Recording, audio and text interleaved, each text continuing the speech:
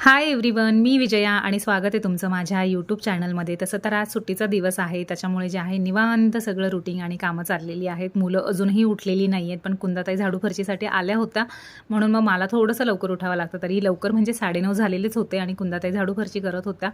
तोपर्यंत मी माझी जी morning routine आहे ना, ती कंप्लीट करून घेतली. तर मी हळदीचं पाणी करून घेतले. जसं की तुम्हाला सगळ्यांना माहिती की हळदीच्या पाण्याचे काय बेनिफिट्स असतात, याचा जो फुल व्हिडिओ जो आहे तोही मी अपलोड केलेला आहे ऑलरेडी. तर तोही मी याच्यामध्ये परत टाकून देणार आहे, तो तुम्हाला परत बघायला मिळेल. तर हळदीचं पाणी आणि त्याच्यामध्ये थोडंसं तूप टाकून घेतलेलं आहे, जेणेकरून जे आपलं डायजेस्टिव्ह सिस्टीम जे आहे ती छान वर्क करावं आणि आपल्यालाही दिवसभर फ्रेश फील व्हावं, याच्यासाठी मी त्या गोष्टी करत असते. आणि इकडे जे आहे ना, चहा ठेवून झाला आहे, भरपूर वेळ झाला आहे, मी पोरांना आवाज देते. आणि रविवारच्या दिवशी ना मुलं अजिबात लवकर नाही उठत, कितीही आवाज देऊन देऊन कंटाळा येतो. मग खूप सारी कामं असतात की पेंडिंग राहून जातात, म्हणजे बेड वगैरे आवरणं वगैरे ह्या गोष्टी राहून जातात तशाच.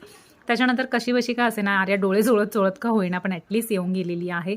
आणि आदू अजूनही झोपलेला होता, तर मग आता तिच्यासोबतच आमच्यासोबत बसून तिचाही चहा वगैरे होऊन जाईल. आणि आर्याला आहे ना, मी ना व्हिडिओ शूट करायला होते. म्हणजे कसं असतं, मी काम करत असते, मग ट्रायपॉडवर लावण्यापेक्षा मी आर्याच्या हातात कॅमेरा देते.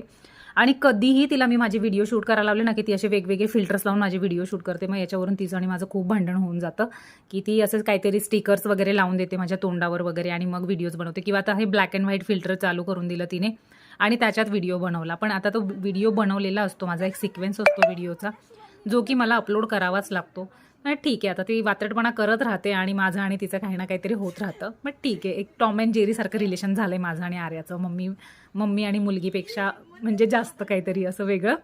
आणि मे महिन्यामध्ये भरपूर पाऊस पडला, जेव्हा की पावसाचा अजिबात सीझन नव्हता, तरीही भरपूर पाऊस पडला. झाडांना पाणी टाकायची गरजच पडत नव्हती. पण जसा जून महिना सुरू झाला आहे तसा पाऊस गायबच झाला आहे, म्हणून म्हटलं आता झाडांना वगैरे छान पाणी टाकून देऊया. झाडं लावली की त्यांची काळजी घेणं पण गरजेचं असतं. आणि इकडे महिन्यातनं एकदा ना, आमच्या ज्या कुंदाताई आहेत म्हणजे वॉचमॅन ताई आहेत ना, त्या पूर्ण जिना जो असतो ना सोसायटीचा, तर ते लिक्विड वगैरे टाकून शॅम्पूचं पाणी करून त्या सगळं धुवून देत असतात. आणि मग त्याच्यानंतर धुवून झालं की लगेचच मला आहे ना, पोछावणी असं ड्राय करून घ्यावं लागतं. कारण की फर्स्ट फ्लोअर असल्यामुळे ना, ते ओलं जर राहिलं तर येणारे जाणारे सगळे जे असतात त्यांचे सगळे चिखलाचे पाय जे आहेत ते फ्लोअरवर येऊन जातात आणि मग परत फ्लोअर खराब होऊन जातो. तर तसं व्हायला नको म्हणून जे आहे तर मी इकडे सगळं हे क्लिनिंग करून घेत आहे. आणि चला, माझंही काम होतं आहे. भेटूया नेक्स्ट व्हिडिओमध्ये. Bye bye, take care.